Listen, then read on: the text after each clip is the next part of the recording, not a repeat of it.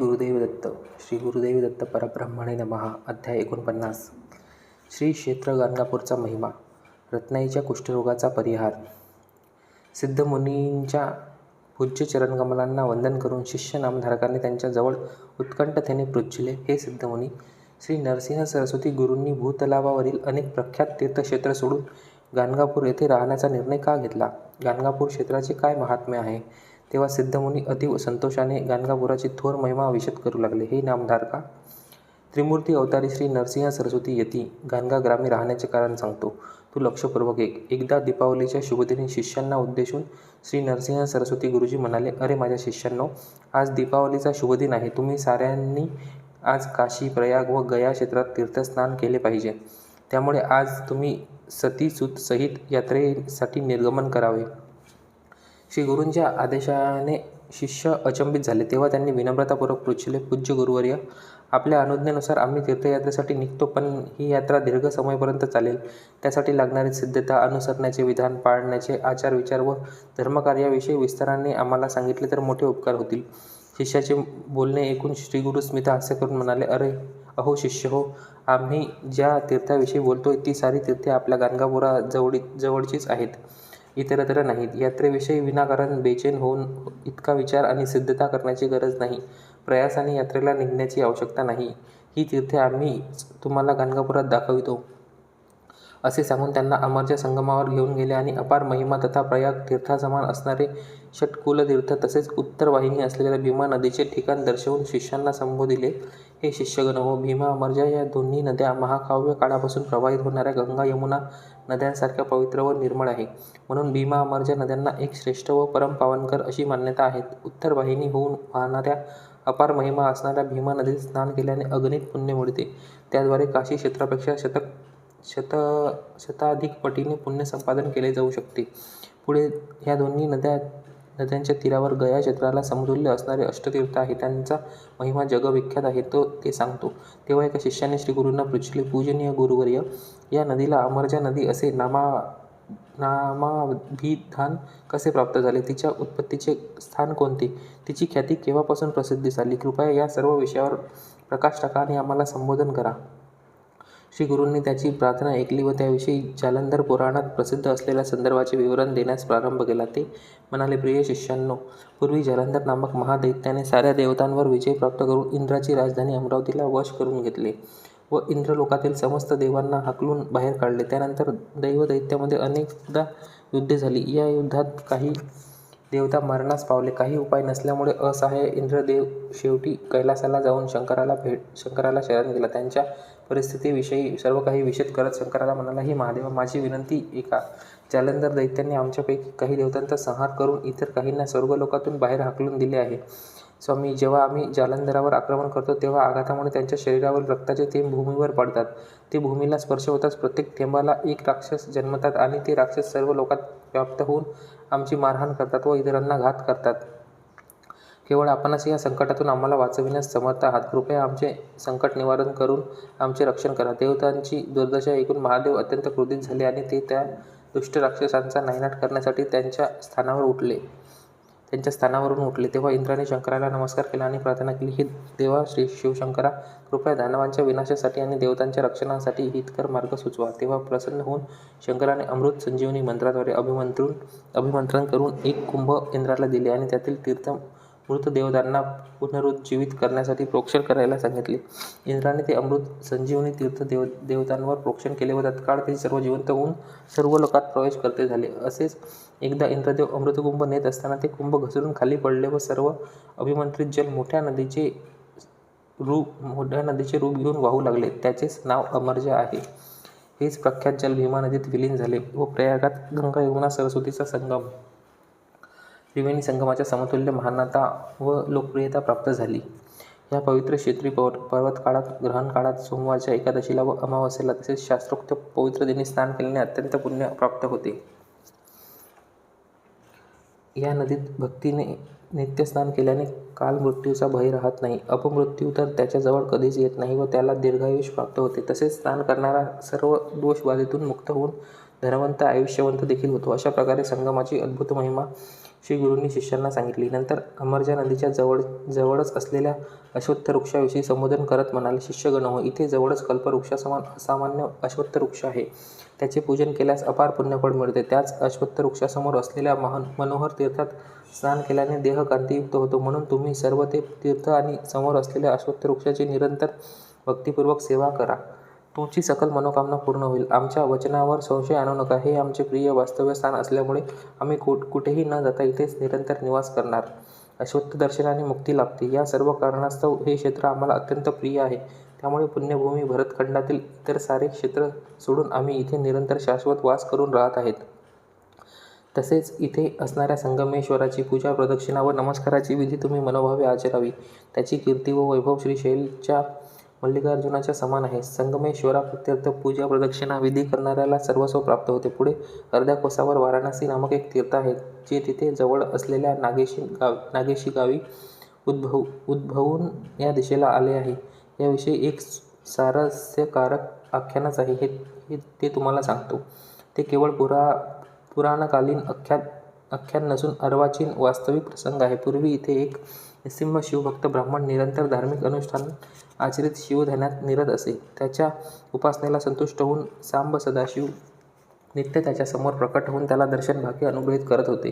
यामुळे तो सदैव पर्वकालाचा आनंद अनुभवित देहभाव विसरून जीवन क्रमण करत होता. तो आध्यात्मिक ज्ञानाने प्रक्षोभित होऊन वस्त्र, शरीर, अन्न व इतर कशाचीही पर्वा न करता संचार करत होता. त्याचे विचित्र वर्तन बघून सर्व लोक त्याला वेडा समजायचे आणि त्याची चेष्टा करायचे. तो मुळात ब्रह्मज्ञानी होता, पण मूर्खांना अज्ञानींना तो वेडासारखा दिसत होता. त्याला ईश्वर आणि पांडुरंगेश्वर या नावाचे 2 बंधू होते. एकदा त्या दोघांनी काशी यात्रेची सर्व सिद्धता करून वेड्यासारख्या भटकणाऱ्या आपल्या भावालाही काशी यात्रेचे निमंत्रण दिले. तेव्हा तो स्वबंधूंना उद्देशून म्हणाला, माझ्या प्रिय बंधूंनो, तुम्ही काशी यात्रेला निघण्याची आवश्यकता नाही. सर्वव्यापी तो काशी विश्वेश्वर माझ्या हृदयात वास करून आहे. पाहिजे तर मी तुम्हाला आत्ताच त्याचे दर्शन घडवितो. ज्येष्ठ बंधूचे वचन ऐकून त्यांच्या बंधूंनी विज्ञापन केले, हे बंधू, आम्हाला शिवदर्शन घेण्याची इच्छा उद्भवलेली आहे. आम्हाला इथेच ईश्वराचे दर्शन घडव. जेव्हा तो ज्येष्ठ बंधू म्हणाला, प्रिय बंधूंनो, काशी यात्रा खूप प्रयासकर आहे, तसेच त्याला अधिक समयही लागतो. इथेच अनायासपणे काशी विश्वनाथाचे दर्शन घडते, तर दूरची यात्रा कशाला? असे हर्षाने सांगून शीघ्र तीर्थात स्नान करून काही काळ ध्यानस्थ झाला. तेव्हा सर्वाभरण भूषित भस्मांकित त्रिशूल डमरूधारी व्याघ्रचर्म परिधान केलेले शिवशंकर त्याच्या समोर प्रकटले. तेव्हा ज्येष्ठ बंधू अत्यंत विनम्रतेने श्रीशंकराच्या चरणाला वंदन करून म्हणाला, स्वामी, आम्हाला तुझे नित्य दर्शन व काशी क्षेत्राचे दर्शन व्हावे. तेव्हा भोळे शंकर प्रसन्न झाले व त्यांना अनुग्रहित केले. ते स्थळच त्यांना काशी क्षेत्रासमान दिसले. तिथेच मणिकर्णिका कुंड देखील गोचर झाले. त्या मणिकर्णिका कुंडातून काशी विश्वनाथाने तेजोमय रूपाने प्रकाशमान होऊन सर्वांना दर्शन दिले. पुढे वेड्यासारखा दिसणारा ज्येष्ठ बंधू भावंडांना म्हणाला, माझ्या प्रिय बंधूंनो, आमच्या वंशातील कुणालाही काशी क्षेत्री जाण्याची आवश्यकता नाही.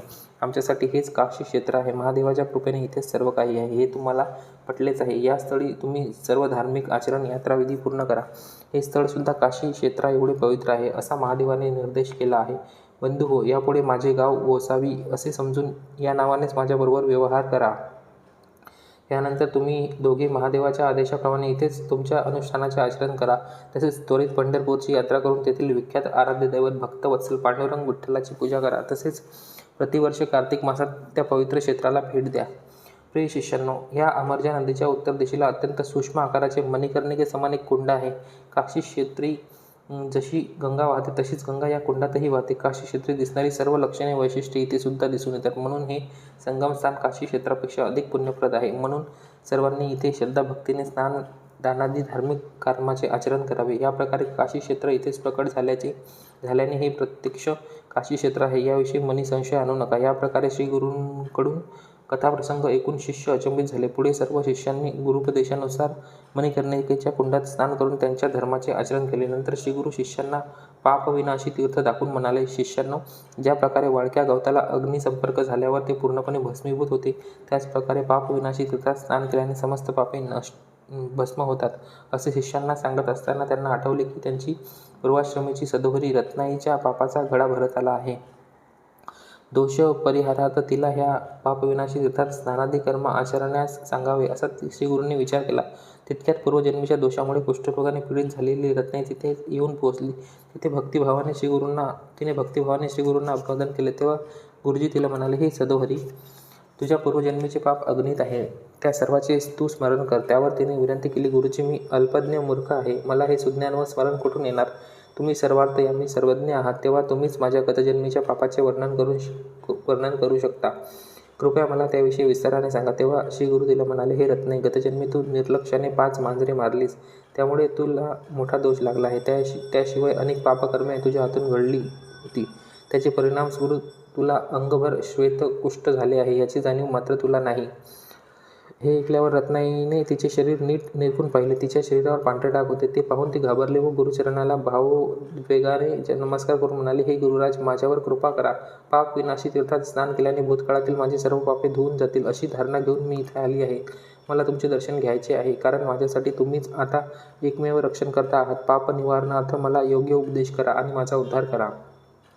तेव्हा श्रीगुरू म्हणाले, बहीण रत्नाबाई, एखाद्याने केलेल्या पापराशीचे फळ त्यानेच अनुभवले पाहिजे. तू तुझ्या पापाचे फळ पुढील जन्मात अनुभवायला सिद्ध असलीस तर आता तुझा कुष्ठरोग निघून जाईल.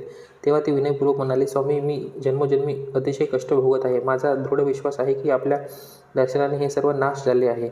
आता मला हा जन्म पुरे झाला. मला जीवनाचा कंटाळा आला आहे. मला पुनर्जन्म घेण्याची इच्छा नाही, म्हणून मी आपल्या दिव्य चरणी आश्रय घेण्यासाठी आली आहे. माझ्या पापाचे फळ मला याच जन्मी अनुभवायचे आहे, असे अश्रू ढाळत तिने सांगितले. तेव्हा गुरुजी म्हणाले, अरे रत्नाई, तू अजून विलंब न करता इथेच असणाऱ्या पाप विनाशी तीर्थात स्नान कर. स्नान केल्यामुळे तुझा श्वेतकुष्ठरोग निघून जाईल व जन्मजन्मांतरी साठलेले तुझे पाप विरघळून जातील, यात संशय नाही. आमच्या वचनांवर विश्वास ठेवून स्नान कर. हे नामधारका, मी प्रत्यक्ष पाहिलेली ही घटना तुला सांगतो. गुरुवचनांवर विश्वास ठेवून रत्नाईने भक्तिभावे पाप विनाशी तीर्थात सलग 3 दिवस स्नान केले. तत्काळ तिचे सर्व कुष्ठ नाहीसे झाले. हे तीर्थ पाप नाश करते, म्हणून ते पाप विनाशी तीर्थ या नावाने प्रख्यात आहे. तिथे भक्तीने जो स्नान करतो त्याचे सप्तजन्मीचे पाप निश्चितच दूर होते. त्या तीर्थाची महिमा अनुभवलेली रत्नाई संतोषाने त्या तीर्थाजवळ एक कुटीर बांधून तिथेच स्थायिक झाली. नंतर श्री गुरुजींनी शिष्यांना लक्ष तीर्थाची योग्यता असलेले कोटीतीर्थ दाखवून दिले. हे शिष्यांनो, इथे स्नान केल्याने मनुष्य परिशुद्ध होतो. जम्बूद्वीप खंडात जेवढी तीर्थे आहेत त्या सर्व तीर्थाची महिमा ह्या एकाच कोटीतीर्थात समन्वित आहे. त्याची महिमा वर्णन करायला असाध्य आहे. ते एवढे विस्तृत आहे की इथे ग्रहणकाळी, संक्रांती, पर्वणी, पौर्णिमा, अमावस्या, प्रतिपदा आणि माघ मासात या दिवशी अवश्य स्नान करून ब्राह्मणाला सर्वत्र सालंकृत गोदान करावे. अशा प्रकारे पापविनाशी कोटीतीर्थात यथाशक्ती दानधर्म करावा. असे आचरण केल्यामुळे इथे अनंत फल प्राप्त होते. पुढे थोड्या अंतरावर गयेला समान रुद्रापाद तीर्थाचाही परिचय करून दिला व त्यानंतर द्वारावतीला समान असणारे पवित्र रुद्रापती तीर्थाच्या पुढे असलेले चक्रतीर्थ दाखवले. पूर्वजन्मीचे पापक्षय होण्यासाठी या दोन्ही क्षेत्रात स्नान करून पूजन करावे. चक्रतीर्थात स्नान केल्याने फक्त पुण्यसंचय नव्हे तर पतितसुद्धा ज्ञानी होतो. तिथे विसर्जित केलेल्या अस्थी चक्रांकित होतात. नंतर श्री गुरुजींनी तिथे स्नान करून तिथेच असणाऱ्या केशवाची पूजा करायला सांगितली, जेणेकरून भाविक अधिक पुण्य कमवू शकतो. या पवित्र व पुण्यप्रद तीर्थामध्ये विशेष दिवशी स्नान करण्याचाही सल्ला दिला. श्री गुरूंच्या मुखांतर तीर्थमहिमा ऐकून त्या सर्वांनी स्नानादी कर्माचे आचरण केले. नंतर तिथेच जवळ असलेल्या मन्नथ दहन तीर्थाची महिमा श्री गुरूंनी वर्णन केली. गाणगापूरच्या पूर्व भागात गोकर्ण महाबळेश्वर क्षेत्रासमान असलेले कल्लेश्वर देवालय दर्शविले आहे. सांगितले की भाविकांनी मन्मथ तीर्थात स्नान करून कल्लेश्वराची पूजा अवश्य करावी. त्यामुळे वंशवृद्धी होऊन अष्टैश्वर्य लाभते. विशेषतः आषाढ श्रावण महिन्यात कल्लेश्वराला अभिषेक सेवा अर्पण करून कार्तिक मासात दीपाराधना करावी, तेव्हा अनंत पुण्य कमवू शकतो.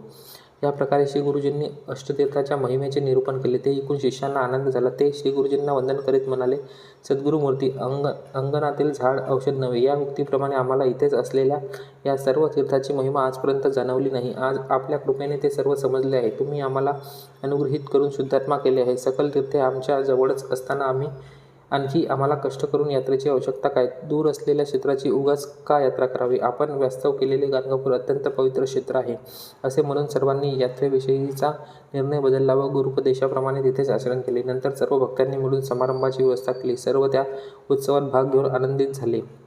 गाणगापूर हे अत्यंत पावनकर क्षेत्र आहे. भूतलावर अनेक अपरंपार पवित्र क्षेत्रे असले तरी गाणगापुरासमान एकही क्षेत्र नाही. गाणगापूर हे श्रीमन्नारायणाचे भूलोकीचे वैकुंठ आहे. त्यामुळे सर्वांनी या ठिकाणी जाऊन विधी प्रकारे आचरण करावे व पवित्र व्हावे. इथे परमकल्याणकारी श्री गुरुचरित्राचा 49वा अध्याय संपन्न होतो. श्री गुरुदेव दत्त. श्री स्वामी समर्थ.